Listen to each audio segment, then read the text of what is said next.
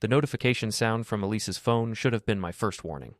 She'd left it charging on the kitchen counter while she showered, and that familiar ping made me glance over without thinking.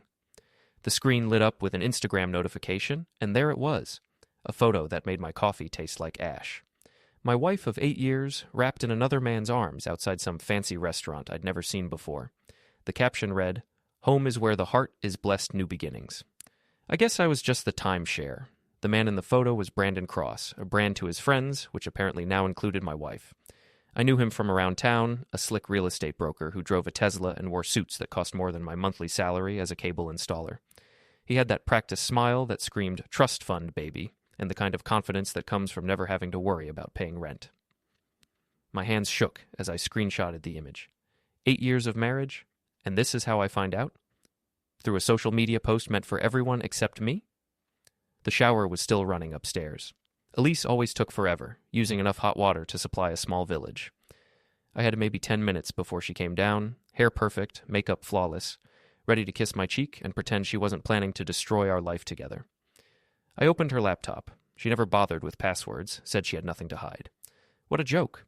Her browser history told a different story. Restaurant reservations, hotel bookings, searches for how to tell your husband you want a divorce, and protecting assets in separation. The messages between her and Bran went back months of planning, scheming, laughing about me behind my back. They called me the cable guy, like it was some kind of insult. Bran referred to our house as that dump, and couldn't wait for Elise to upgrade her situation. But the worst part wasn't the affair itself. It was how calculated it all was. Elise had been moving money, changing passwords, setting up her exit strategy while I'd been working overtime to pay for the anniversary vacation she'd requested, a vacation she'd probably planned to spend with him. The water stopped running upstairs. I had two choices, confront her directly and watch her lie to my face, or play this smart. Elise thought she was so clever, so much better than the simple cable guy she'd married. She was about to learn that underestimating people can be a costly mistake. I grabbed my phone and opened every social media platform I could think of. Facebook, Instagram, Twitter, even LinkedIn. If Elise wanted to go public with her new relationship, I'd help her out. The post I crafted was simple but effective. Marriage over. She chose him. Everything must go. Make an offer. 8 years of gifts, memories, and trust for sale to the highest bidder. Home is where the heart is, and apparently hers was never here. Everything must go. Marriage over. Cheating wife. I attached the screenshot of her Instagram post, along with a few choice text messages I'd found on her laptop. Nothing too explicit. I wanted people to be curious, not disgusted. Let them fill in the blanks themselves. I hit post on all platforms simultaneously.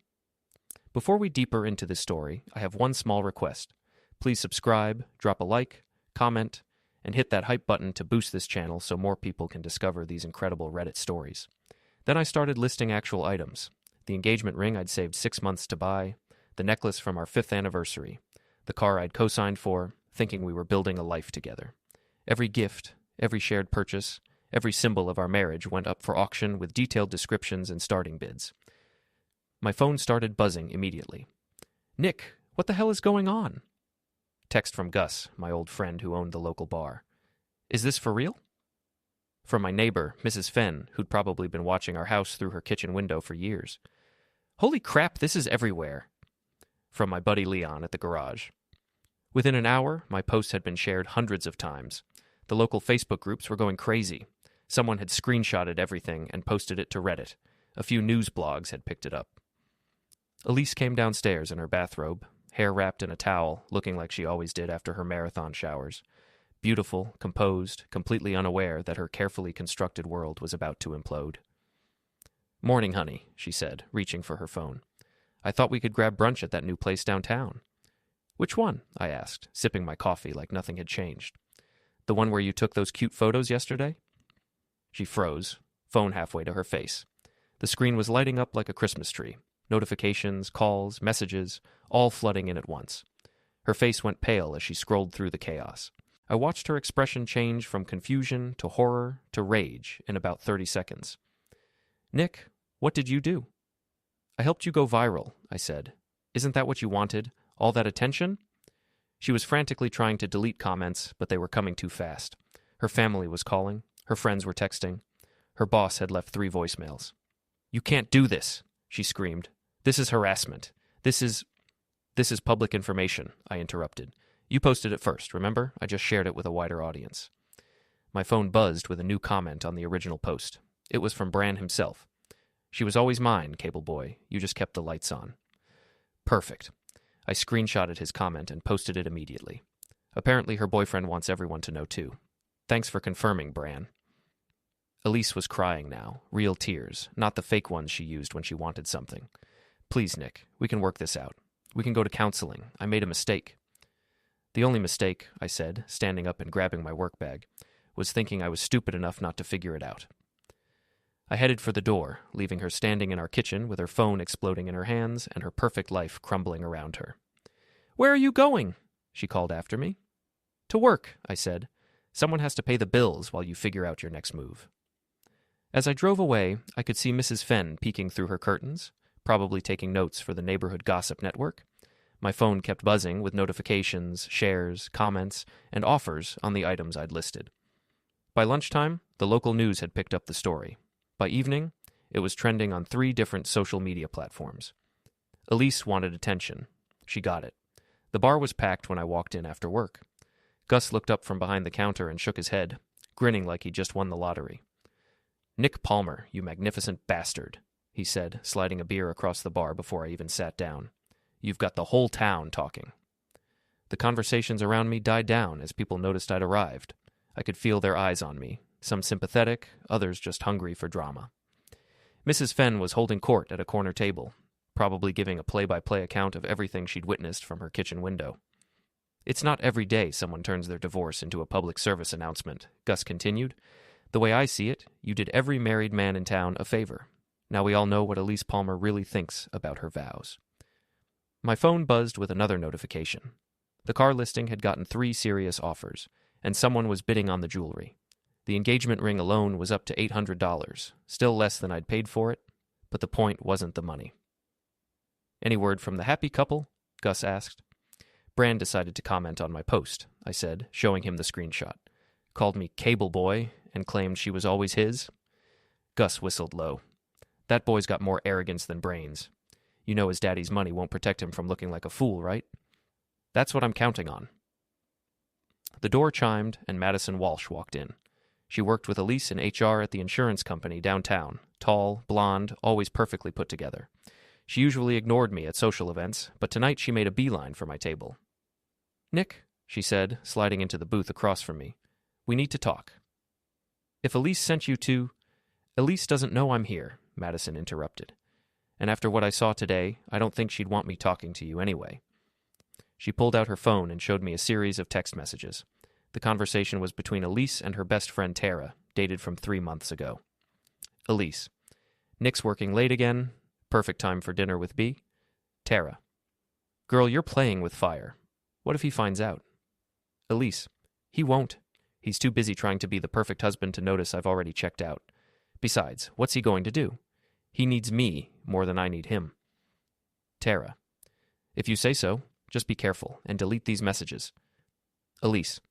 Why? It's not like he's smart enough to check my phone. Madison slid the phone closer. There are dozens of these. Tara's been helping her cover this up from the beginning. They've been laughing about you for months. Why are you showing me this?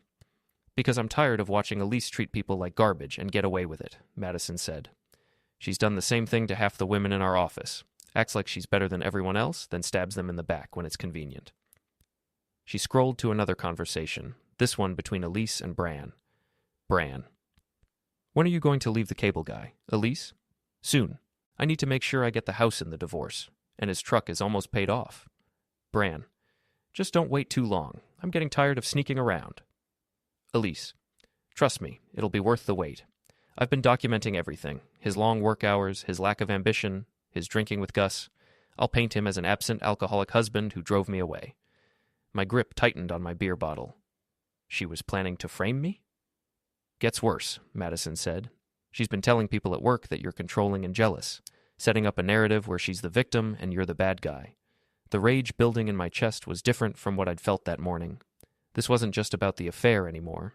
It was about the systematic destruction of my reputation, my character, my life. Elise hadn't just cheated. She'd been preparing to destroy me. It unfolded for a few moments like a bad movie playing in fast forward. Madison's phone chimed. She showed me another screenshot. I read it, and the world narrowed to the black text on the white screen. Each message was clinical, strategic, phrases crafted to sound sympathetic, images arranged to provoke outrage, dates and locations dropped in just so. They'd been rehearsing a narrative for weeks, one that painted me as the monster so they could be the wounded innocents. The thought made my stomach twist. "There's more," Madison continued, tapping to open another thread.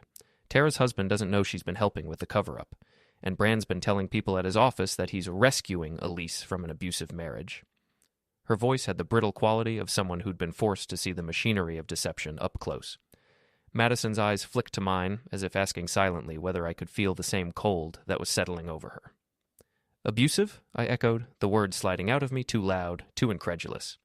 Heads in the bar turned, conversations dimmed to a hush. A few patrons craned their necks. The bar's murmur reconstituted itself around the new data point, the accusation that could unravel anyone. "That's their story," Madison said plainly. "Poor Elise, trapped with a blue-collar husband who doesn't appreciate her. Rich, successful brands swooping in to save her." I read the threads again, slower this time, because speed had once concealed the truth. Each line, each emoji, every emphatic exclamation point had been used to sculpt sympathy. They'd rehearsed sad faces for the camera, timed the right word to hit at noon when feeds were busiest, prepared a set of witnesses, the kind of people who could be counted on to back a well-told lie. It wasn't just petty gossip anymore. This was institutional.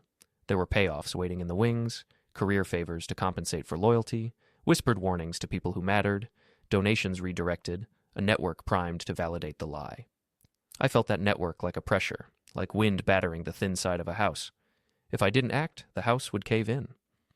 "Why help me?" I asked Madison, because the magnitude of what she'd handed me, screen after screen of deliberate deceit, felt heavy with cost. I wanted to know why she'd risked her own position to show me. "Because Elise tried to get me fired last month when I questioned some of her expense reports," she said without hesitation. Her voice hardened. "She's been charging personal meals and shopping trips to the company card, claiming they were client entertainment. When I brought it up with our supervisor, she accused me of harassment and tried to have me transferred." There was a moral clarity in her confession. You could hear the betrayal beneath the corporate language. This wasn't loyalty so much as exhausted resistance, someone who'd been pushed and finally pushed back. My phone buzzed, and I let it go to voicemail out of habit. Let the calls become archives rather than interruptions. Then I hit play. "Mr. Palmer, this is Janet Cross, Brandon's mother. I think we need to have a conversation about this situation before it gets out of hand. Please call me back." The message was syrupy calm on the surface, but the name carried weight. Janet Cross, the matriarch of a family with influence and money and a very particular set of expectations. Hearing her voice on my voicemail felt like stepping into a room where the chandeliers were ornate enough to sway with scandal. Gus raised an eyebrow at the message and tipped his beer in question. "The Cross family matriarch wants to chat? That's interesting." "They're probably worried about their golden boy's reputation," I said, tasting the irony. Reputation was the currency they'd been trading in, and suddenly their vault was exposed. Madison stood, gathering her things but not leaving my side entirely. Her voice was low, urgent. "Whatever you're planning next, you should move fast. Elise is in full damage control mode. She's already called in sick tomorrow and canceled all her social media accounts." "Too late for that," I said, because screenshots are forever. The internet was a slow but unrelenting jury, saving everything in triplicate. There is no backspace large enough to erase a carefully collected history. She hesitated a beat, then offered what looked like the only comfort she could muster. "If you play it right, the pattern of her actions, expenses, texts, witnesses, can be pulled into one clear narrative. It won't look like a husband's vendetta, it'll look like evidence." Her words landed like a blueprint. A strategy began to assemble itself in my head. Document, corroborate, escalate. Not loud theatrics, but cumulative precision. Show the receipts. Produce the timestamps. Interview the coworkers quietly, off the record. Make the story one of accountability rather than revenge. After Madison left, the bar's normal rhythm resumed around me. I sat at the counter nursing a beer that had gone flat at the edges. The bright lights over the bottles seemed harsher now, reflecting a dozen small faces watching the television in silence. Elise had built herself a fragile stage, and on it she'd placed props, appearances, and alliances, thinking they would hold. But once the props are removed, the stage is revealed as nothing more than plywood and screws. My phone rang again. This time the caller ID read Richard Hartwell. I felt the air shift. Richard didn't call for small talk. He called with suits and edges and the smell of imported cigars. "Nicholas," he said, his voice cold as winter. "I think it's time we discussed your little tantrum." He used the word tantrum like a weapon. To him, my actions were childish, embarrassing, and beneath notice if only I would see reason and step aside. His tone held a practiced mixture of entitlement and reprimand, like a man who had habitually dictated terms and now found someone answering back. "Hello, Richard. Enjoying the show?" I asked, because news and spectacle were now the same theater for both of us. "This ends now," he said, the sentence clipped and decisive. "You're embarrassing our family, and I won't tolerate it. Name your price." He offered the line like it was an accommodation. Cash, silence, a bruised apology that never admits fault. The arrogance in the proposition, reduce everything to a ledger, subtotal the moral injury, and wipe it clean with currency, made my knuckles whiten on the bar. For a moment, I let the question hang in the air between us like a gauntlet thrown down. I thought about the months of subtle manipulation, the whispered insinuations sent to people who mattered, the way his family brandished influence as if it were armor. I thought about how neatly Elise and her allies had tried to enshrine their version of events, how they'd rehearsed being victims while quietly dismantling mine. I could imagine the scenarios he was calculating: a check cut, a statement issued, photo op arranged for damage limitation. The town moves fast when prestige is on the line. Reputations get quietly rewritten if the right people call the right favors. He was offering me a backdoor to obscurity, if I would only accept it and disappear. My voice stayed steady, cold with something like resolve. "My price?" "Everyone has a price, Nicholas. How much will it take for you to delete those posts and keep your mouth shut about this unfortunate situation?" There was a long, quivering silence on the other end of the line, the kind that told me the shock had finally landed. I could picture her standing there in whatever overpriced robe Richard had probably bought her, clutching the phone like it was a lifeline, trying to make sense of how the tables had turned so suddenly. You're insane," she finally managed. "Do you have any idea how this makes you look?" I leaned against the counter, sipping my coffee, perfectly calm. Like a man who finally decided to stop financing his own humiliation, yeah, I'm okay with that look. "You're going to regret this, Derek," she hissed. "You can't just take things that don't belong to you." "Funny," I said. "That's exactly what your boyfriend said when Leon's tow truck showed up." Her breathing hitched. "You didn't—" "Oh, I did." He tried to argue, but Leon had the paperwork ready. "Turns out when your name isn't on the title, you don't have much leverage." The look on his face was priceless, by the way. "I'm thinking of framing it." "You're cruel," she spat. "I'm methodical," I corrected. "There's a difference. You spent months lying to me, Elise. Months pretending everything was fine while sneaking around with that trust fund parasite. You made choices, and now you're dealing with the consequences. You can't just ruin my life out of spite." "Who said this was about spite?" I said, my tone measured. "This is about balance. You took something from me, my trust, my dignity, and now I'm taking back the things I bought you so we're even. Call it an even exchange." She was quiet again, but I could hear the tremor in her voice when she spoke. "You're trying to destroy me." "No, Elise," I said softly. "You already did that yourself. I'm just cleaning up the mess you left behind." There was a muffled sound on her end. Maybe a sob, maybe a curse. And then the line went silent. For a moment, I just stood there, the hum of the refrigerator filling the silence. Part of me expected to feel guilt, or maybe triumph, but what I felt instead was clarity, a strange, weightless calm that came from finally being done with pretending. The phone buzzed again, a text from Leon. "Tesla's secure. You want it stored or stripped?" "Strip it," I texted back. "Sell the parts. Donate the money to the women's shelter downtown." "You got it," came the reply. Petty? Maybe. But there was something poetic about turning the spoils of betrayal into charity. As I poured a second cup of coffee, the sun crept higher through the kitchen window, bright and merciless. The war wasn't over, not yet. But for the first time, I wasn't fighting defensively. I was in control. And for the first time since Elise had walked out of our marriage, I actually felt like myself again. "How did you—" "Mrs. Fenn isn't the only one with eyes in this neighborhood, Elise. Amazing what you notice when you start paying attention." The line went quiet, except for her breathing. When she spoke again, her voice was different. Calculating, manipulative, the tone she used when she wanted something. "Nick, honey, I know you're hurt. I know I made mistakes. But we can fix this. We can go to counseling, work things out. You don't have to destroy everything we built together." "We didn't build anything together," I said. "I built it. You just lived in it while planning your exit strategy." That's not true. Madison showed me the texts, Elise. All of them. I know about your plan to paint me as an abusive alcoholic. I know about the expense account fraud. I know about Tara's involvement in covering everything up. The silence stretched so long I thought she'd hung up. Madison had no right. Madison had every right, especially after you tried to destroy her career for asking questions. I never... Save it, I interrupted. I'm done listening to your lies. I hung up and immediately posted an update to my social media accounts. Day 2 of the Everything Must Go sale. The car has been reclaimed and is available for purchase. Previous owner violated the terms of use. All sales final. No returns accepted.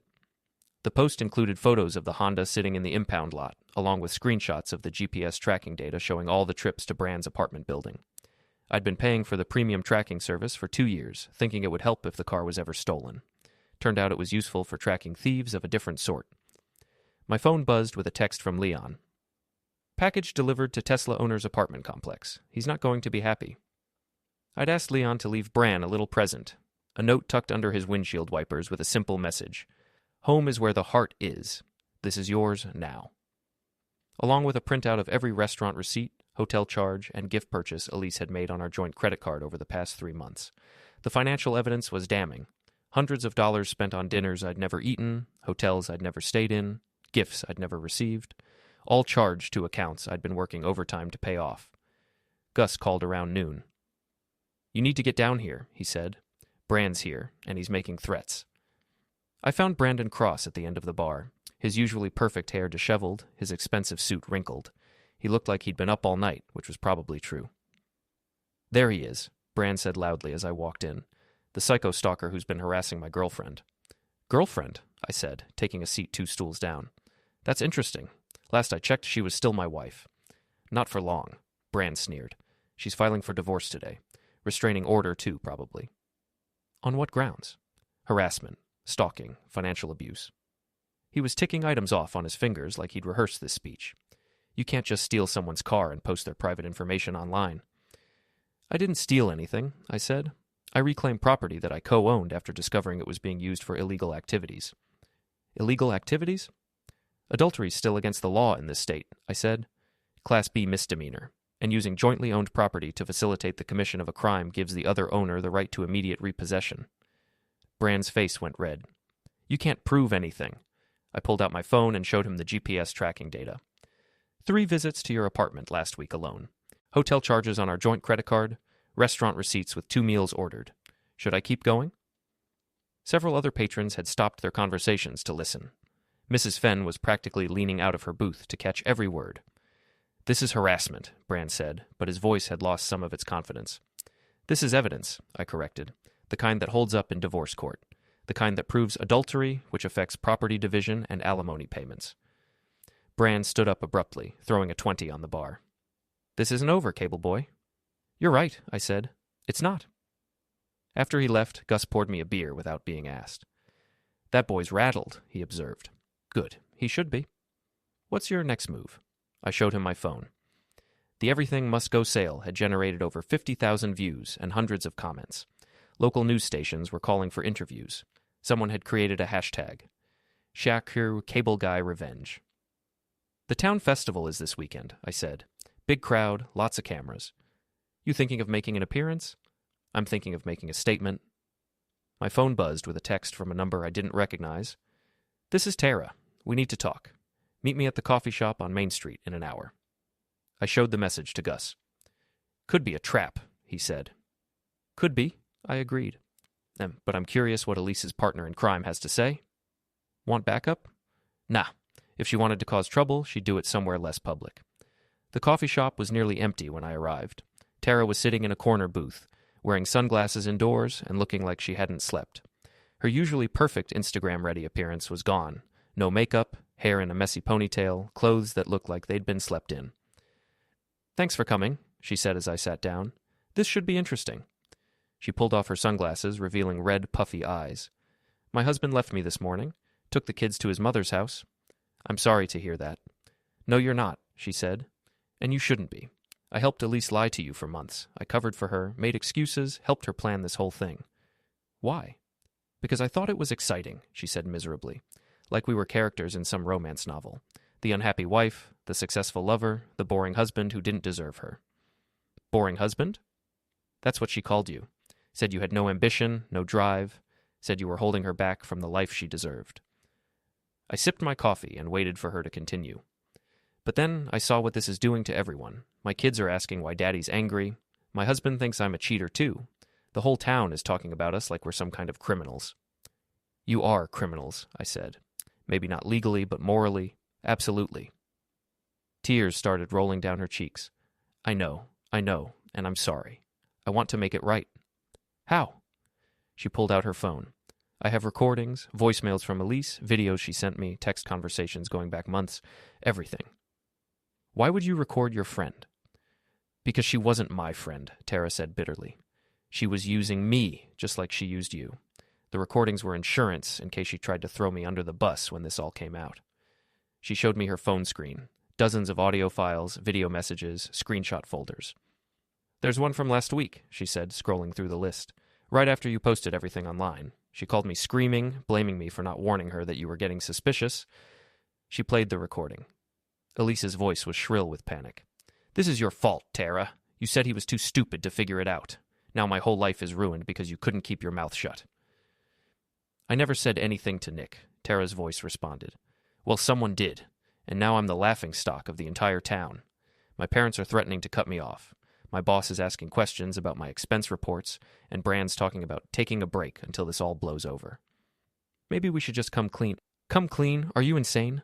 I've worked too hard to build my reputation to let it get destroyed by some cable installer with a grudge. The recording continued for several more minutes, with Elise alternating between rage and panic, blaming everyone except herself for the situation. She threw you under the bus anyway, I observed. Completely, Tara agreed. Told everyone that I seduced her into the affair, that I was jealous of your marriage and wanted to break you up. And your husband believed her? My husband saw the text messages where I was encouraging her to leave you. He saw the photos I helped her stage, the lies I helped her tell. He doesn't care who started it. I participated, and that's enough. She wiped her eyes with a napkin. I want to give you everything, all the recordings, all the evidence. Use it however you want. What do you want in return? Nothing, she said. I just want this nightmare to end. And maybe, if I help you prove what really happened, my husband will see that I was manipulated too. I looked at her phone, then back at her face. She was broken, desperate, willing to betray her former friend to save her own marriage. It should have made me feel sorry for her. It didn't. Send me everything, I said. The annual Millbrook Fall Festival was the biggest event of the year, drawing crowds from 3 counties to our little downtown area. Local businesses set up booths, there were rides for kids, live music, and, most importantly for my purposes, a large outdoor screen where sponsors could display advertisements and announcements. Gus had connections with the festival committee through his bar's sponsorship, and those connections proved very useful when I explained what I needed. You want to do what? He asked, laughing so hard he nearly choked on his beer. A public service announcement, I said. Educational content about the importance of honesty in relationships. Nick, they'll shut it down in 30 seconds. Maybe, but 30 seconds is all I need. The plan was simple. During the peak attendance hour, right before the evening concert, there would be a technical glitch with the sponsor rotation. Instead of ads for local businesses, the screen would display a carefully edited compilation of evidence from my Everything Must Go collection. Tara's recordings had been a goldmine. Hours of Elise planning, scheming, and laughing about her deception. I'd edited the best parts into a 5-minute presentation, complete with screenshots of text messages, photos of receipts, and GPS tracking data showing the pattern of her lies. The title slide read, Everything Must Go, a public service announcement about marriage, trust, and truth. Saturday afternoon, the festival was in full swing. Families strolled between booths, kids ran around with cotton candy, and the smell of funnel cake filled the air. It was the kind of wholesome small-town event that Elise had always claimed to love, though she usually spent the whole time taking selfies instead of actually enjoying herself. I spotted her near the craft beer tent, wearing a sundress and oversized sunglasses, trying to blend into the crowd. Bran was nowhere to be seen. Apparently he'd decided to make himself scarce while the heat died down. Tara was there too, standing alone by the face-painting booth, watching her estranged husband play games with their kids on the other side of the festival grounds. At exactly 6:30 p.m., as the sun was setting and the crowd was gathering for the concert, the outdoor screen flickered. The Millbrook hardware store logo disappeared, replaced by my title slide. The reaction was immediate. People stopped walking, pointed at the screen, pulled out their phones to record. Within seconds, a crowd had gathered directly in front of the display. Elise's voice filled the festival grounds through the outdoor speakers. "Nick's working late again. Perfect time for dinner with B. God, I can't wait to get out of this boring life." The screen showed a split image. Elise's text message claiming she was having dinner with her sister, next to a restaurant receipt for 2 meals charged to our joint credit card at the same time. More recordings played. Elise laughing about my pathetic attempts to save our marriage. Elise and Tara planning elaborate lies to cover her tracks. Elise complaining that I wasn't sophisticated enough for her new social circle. The crowd was growing larger. Someone had turned on the festival's main lighting system, illuminating the screen like a drive-in movie theater. Kids were asking their parents what was happening. Teenagers were live streaming on social media. And then came the finale, a recording from just 3 days ago after my initial posts had gone viral. "I don't care what it takes." Elise's voice was crystal clear through the speakers. "I want him destroyed. Financially, socially, professionally. I want him to regret ever crossing me. Bran's father has connections. We can make sure he never gets another job in this town." The crowd went silent. Even the kids stopped running around. I looked out at the crowd, at the twinkling lights strung over Main Street, at the families still milling around pretending things were normal when everyone knew the night would be talked about for years. "Honestly," I said, "I don't know." Tara smiled faintly. "That's probably the most honest answer anyone's given tonight." The air had cooled, the scent of kettle corn and barbecue smoke hanging faintly over the square. The band was packing up, and people were still lingering in little clusters, some arguing, some laughing, some pretending they hadn't spent the evening watching their neighbor's dirty laundry play out in real time. I could feel the eyes on me, some curious, some judgmental, some approving. Small towns have long memories, but they also have short attention spans when new gossip shows up. "What happens next," I continued, "is I go home, turn off my phone, and sleep for the first time in months without wondering who she's lying to." Tara nodded. "That sounds healthy." I chuckled. "I wouldn't go that far, but it's a start." Across the square, I saw a group of teenagers laughing and replaying clips of the presentation on their phones. A few of them noticed me and froze, unsure whether to smile or look away. I gave them a nod, and they relaxed, going back to their commentary. The internet would have its fun, of course. It always did. But for the first time, I didn't care. Let them talk. Let everyone talk. The truth was out there now, and I had nothing left to hide. The mayor walked by again, still fielding questions from half the committee. "Mr. Palmer," she called over, "if you ever decide to run for council, you've already got name recognition." "I think I'll pass," I said. "I've had enough public attention to last a lifetime." She laughed and disappeared into the crowd. Tara lingered beside me. "You know," she said after a moment, "you might have done more good than you realize. People are actually talking tonight. Really talking. Not about you or Elise, but about what honesty costs and why everyone's so scared of it." "That wasn't my goal," I admitted. "But if that's what comes out of it, I can live with that." The lights above us flickered as a breeze swept through the square, scattering napkins and paper cups. Somewhere a child laughed, a sharp, innocent sound that cut through the tension still hanging in the air. Tara checked her phone, frowning slightly. "My husband's waiting at the car. I should go." She hesitated, then added, "Don't disappear completely, okay? Some of us might need a reminder now and then that the truth still matters." I nodded. "Take care, Tara." As she walked away, I felt the weight of the day settling on me. The adrenaline was fading, replaced by something quieter, heavier, but also cleaner. I wasn't proud of everything I'd done, but I wasn't ashamed of it either. By the time the last food truck closed up, the square had emptied out. The big screen that had displayed my message now stood dark and silent, its reflection shimmering faintly in a puddle of spilled beer. Everything must go. The phrase echoed in my mind. Not just a slogan, but a promise. I took one last look around before heading to my truck. The night was cool and still, the town finally quiet. Maybe tomorrow there'd be consequences, there always are, but for now, the war was over. And for the first time in a long time, I felt free. I looked around the festival grounds, at the families packing up their blankets, the teenagers still recording videos on their phones, the vendors cleaning up their booths. This was my town, my community. These people had watched me grow up, had celebrated my wedding, had supported my business over the years. Now, I said, everything must go. Monday morning brought consequences. I woke up to find 3 news vans parked outside my house and 17 missed calls from reporters wanting interviews. The festival incident had gone viral beyond our little town. Someone had posted the full video to YouTube, where it had racked up over 1 million views in 2 days. My phone rang as I was making coffee. Unknown number, but I answered anyway. "Mr. Palmer, this is Jennifer Walsh from Channel 7 News. We'd love to get your side of the story." "No comment," I said, hanging up immediately. The phone rang again. Different number, same request. I turned it off and headed to work. The cable company office was buzzing when I arrived. My supervisor, Dave Martinez, waved me into his office with an expression I couldn't read.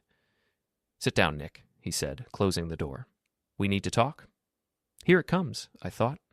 The lecture about company image, professional conduct, keeping personal business private. "That was quite a show you put on this weekend," Dave said. "I know it reflects poorly on the company." "Reflects poorly?" Dave interrupted, laughing. "Nick, our phones haven't stopped ringing. Half the town wants to hire us just because you work here. They're calling you the most honest man in Millbrook." I blinked. "They are?" "The other half thinks you're completely insane, but even they respect the commitment to transparency." He leaned back in his chair. "Corporate called this morning. They want to offer you a promotion." "A promotion?" "Regional supervisor. Comes with a company truck, expense account, and a 30% raise. They think having you as the face of our customer service department would be good for business." I stared at him. "Are you serious?" "Very serious. Apparently, radical honesty is the new corporate buzzword. They want to build a whole marketing campaign around it." My phone, still turned off in my pocket, felt like it was burning a hole through my jeans. The outside world was chaos, but somehow that chaos was working in my favor. "There's one condition," Dave continued. "You have to do a few interviews. Let people know that the company supports employees who stand up for their values." "I don't know about interviews." "Think about it," he said. "You've got a platform now. Might as well use it." I left the office in a daze and drove to the diner for lunch.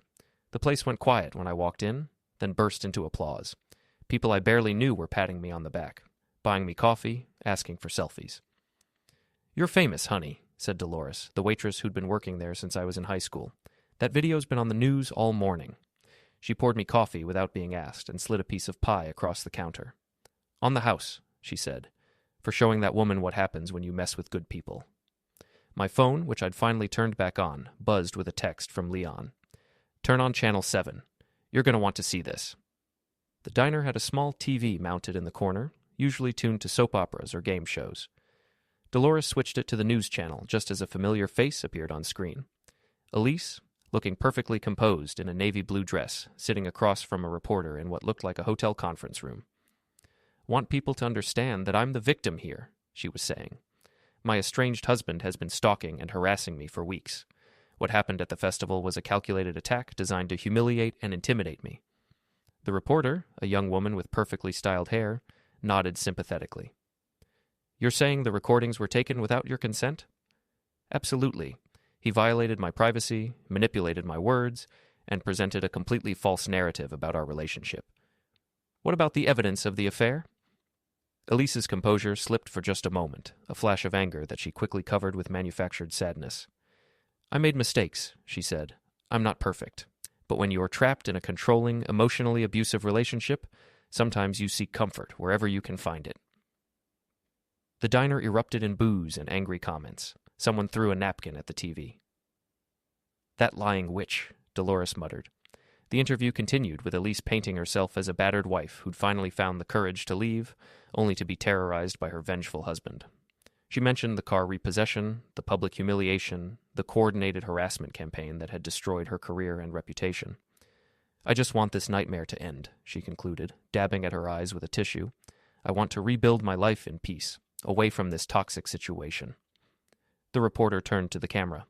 "We reached out to Nicholas Palmer for comment, but he has not responded to our requests for an interview." My phone started ringing immediately.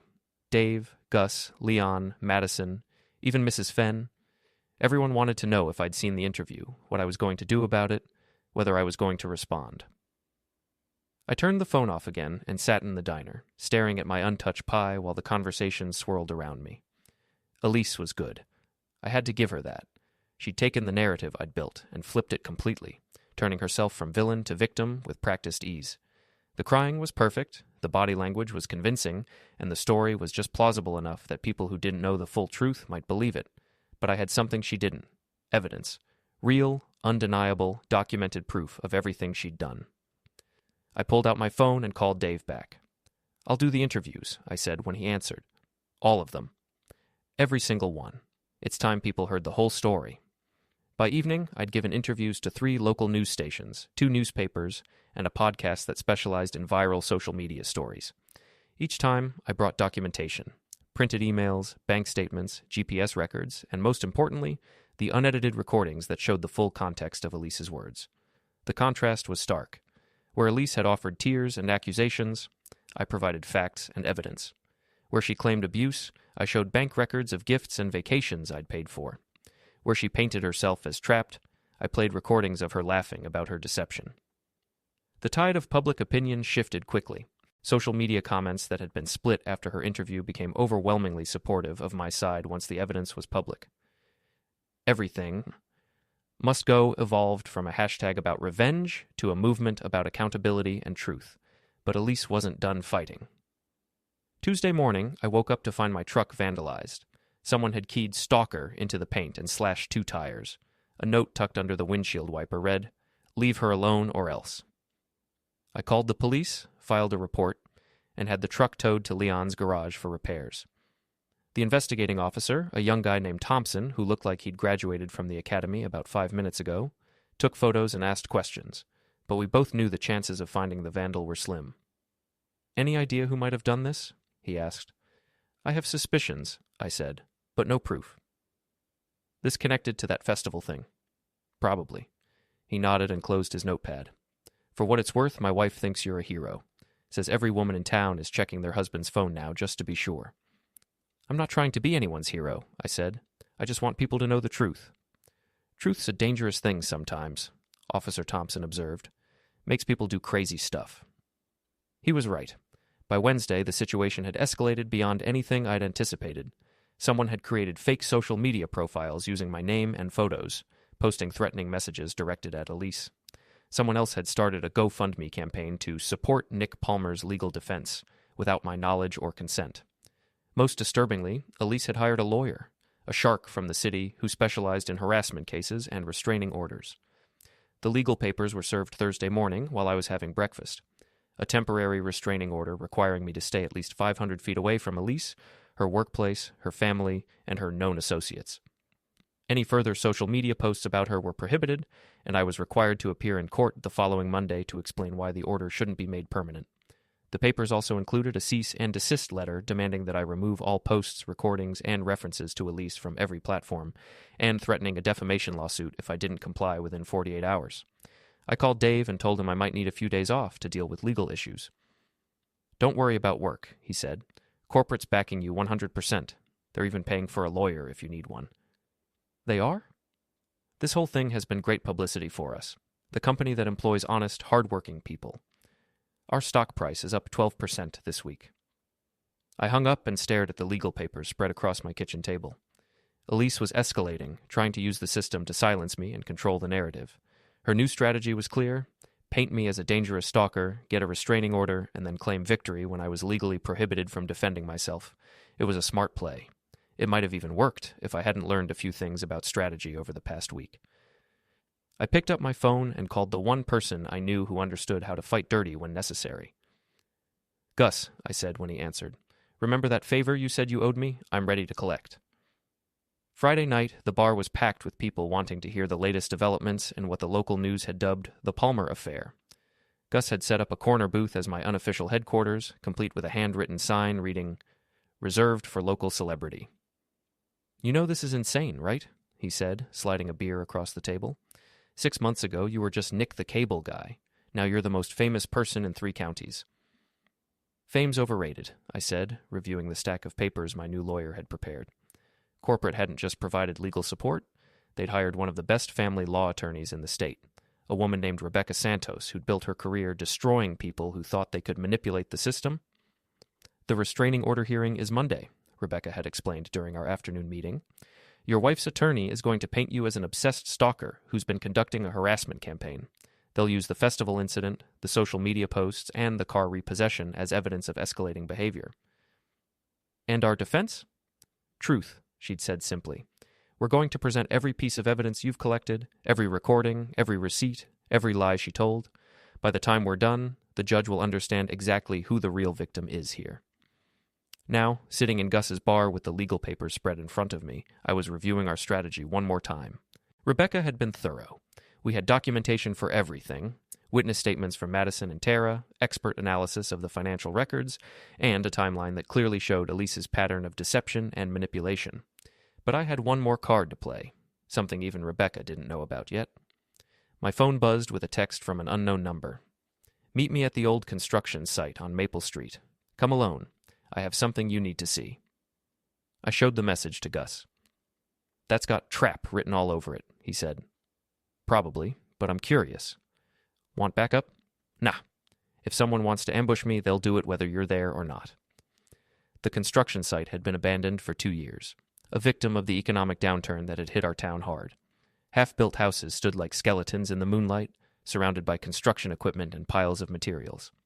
I parked at the entrance and walked toward the largest structure, a 2-story frame that would have been someone's dream home if the developer hadn't run out of money. A figure stepped out from behind a stack of lumber. Brandon Cross, looking nothing like the polished real estate broker I'd known. His clothes were wrinkled, his hair was a mess, and he had the desperate look of a man whose carefully constructed world was falling apart. "Thanks for coming," he said. "What do you want, Bran?" "To end this," he said. "All of it. The posts, the legal stuff, the media circus. I want it to stop." "Then you shouldn't have started it." He laughed bitterly. "I didn't start anything. She did. Elise started all of this, and now she's trying to destroy both of us to save herself." "Both of us? You think you're the only one she's been lying to?" Bran pulled out his phone and showed me a series of text messages. "She's been playing us against each other from the beginning." The messages were between Elise and someone named M, recent conversations that painted a very different picture than the one I'd been seeing. Elise: "The whole thing with Nick is getting out of hand. I need to disappear for a while." M: "What about Brandon?" Elise: "What about him? He served his purpose. Time to move on." M: "Cold, even for you." Elise: "Business is business. I can't afford to be sentimental." I looked up from the phone. "Who's M?" "Her boss," Bran said. "Michael Chen, the VP at her insurance company. They've been having an affair for 6 months." "While she was having an affair with you?" "Apparently. She was hedging her bets, keeping multiple options open while she figured out her exit strategy." More messages showed Elise discussing her plan to frame both Bran and me as obsessed stalkers, then disappear with Michael to a new job in another state. The restraining order wasn't just about silencing me, it was about creating a paper trail that would support her victim narrative if anyone came looking for her later. "She's been using all of us," Bran continued. "You for financial security, me for social status, Michael for career advancement. And when things got complicated, she decided to burn it all down and start over somewhere else." "Why are you telling me this?" "Because I'm not going down for her games," he said. "My family's reputation, my business, my whole life, she's destroyed all of it. And for what? So she could run off with her boss and pretend none of this ever happened?" I handed the phone back to him. "What do you want from me?" "Partnership," he said.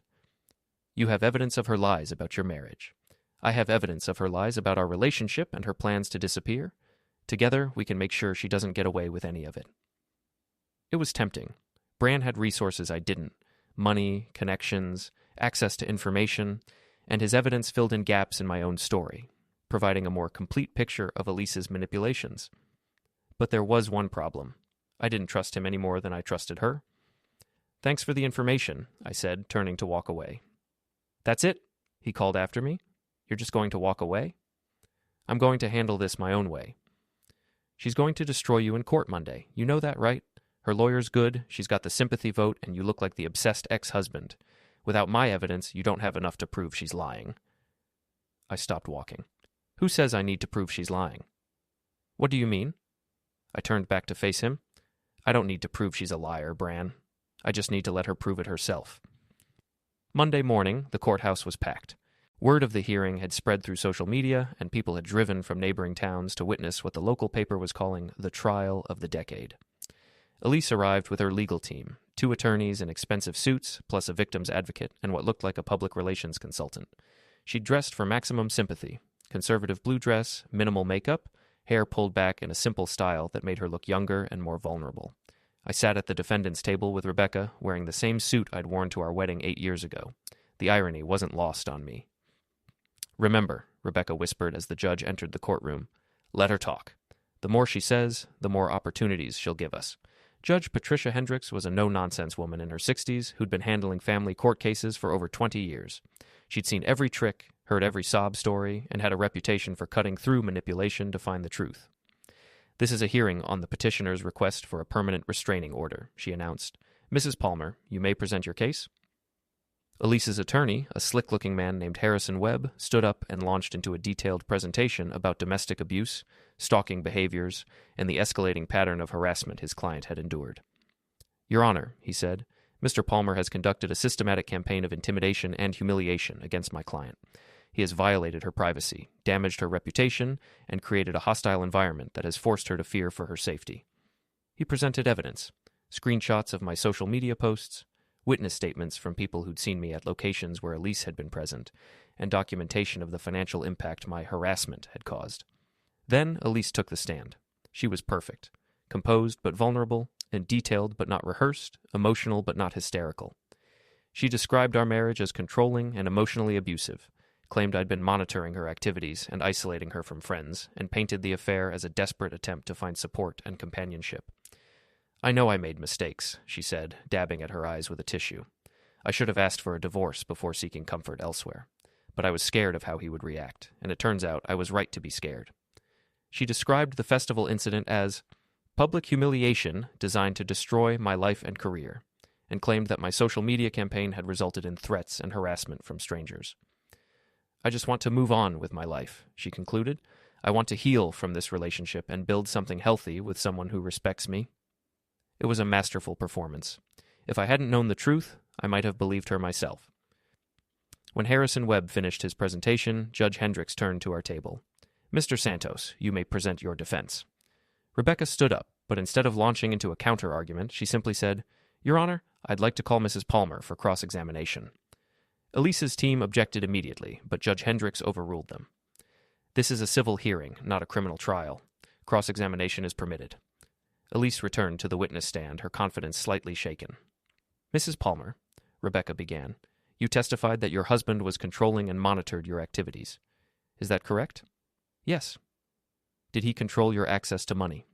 He managed our finances, yes." "But you had your own credit cards?" "Joint cards, yes." "And you used those cards freely without his permission or oversight?"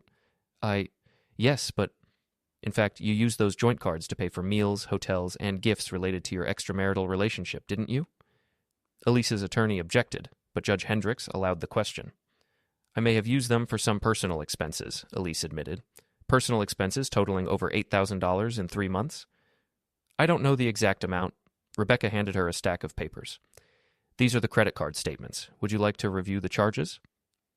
The cross-examination continued for an hour, with Rebecca systematically dismantling every aspect of Elise's testimony. She presented the recordings that showed Elise laughing about her deception, the text messages that revealed her plans to frame me as abusive, and the financial records that proved she'd been systematically draining our joint accounts. But the coup de grace came when Rebecca introduced evidence I hadn't expected her to have. "Mrs. Palmer, are you currently in a romantic relationship with Michael Chen, your supervisor at Hartwell Insurance?" Elise went pale. That's not relevant to... Are you planning to relocate to Chicago with Mr. Chen for a new job opportunity? How did you submit your resignation letter to Hartwell Insurance last Friday, effective immediately?" The courtroom erupted. Elise's attorney was shouting objections, reporters were scribbling notes, and spectators were whispering excitedly. Judge Hendricks banged her gavel. "Order. Mrs. Palmer, please answer the question." Yes, I submitted my resignation." "And you're planning to leave the state?" "Yes, but without informing the court that you were planning to relocate during these proceedings?" Elise looked trapped. "I have the right to pursue career opportunities." "You have the obligation to inform the court of any changes in your circumstances that might affect these proceedings," Judge Hendricks said sternly. "When were you planning to disclose this information?" I was going to..."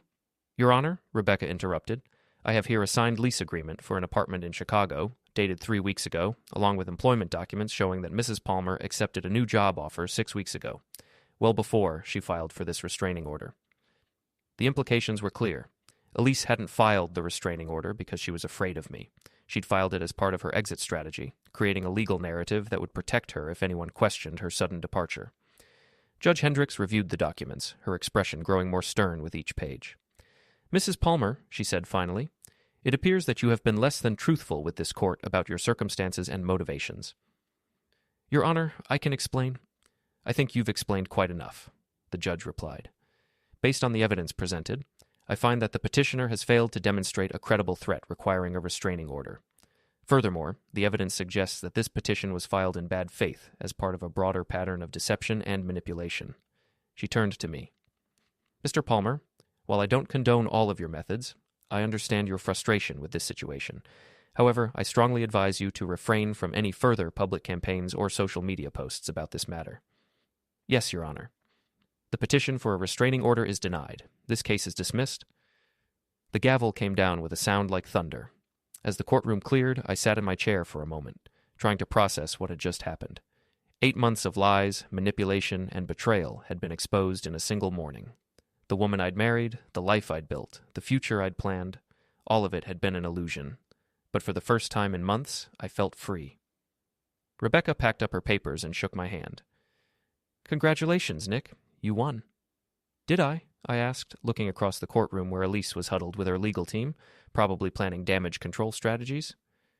"You got your truth out there," Rebecca said. "Sometimes that's the only victory that matters." Outside the courthouse, reporters were waiting with cameras and microphones. I gave a brief statement thanking the court for its time and expressing my hope that everyone involved could move on with their lives. "What's next for you, Mr. Palmer?" one reporter asked. I looked back at the courthouse, then at the crowd of supporters who'd gathered to hear the verdict. "Now," I said, "everything must go. The lies, the deception, the fake life we built together. All of it goes, and I get to start over with the truth."